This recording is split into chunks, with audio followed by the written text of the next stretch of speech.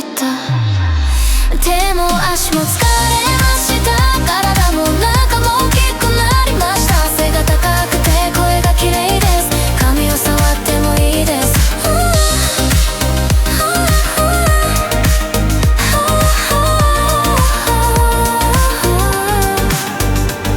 体がとても疲れました。足も少し大変でした。でも公園で犬と遊びました。犬はとても小さかったです。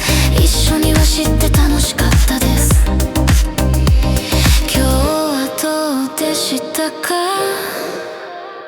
すごく疲れました。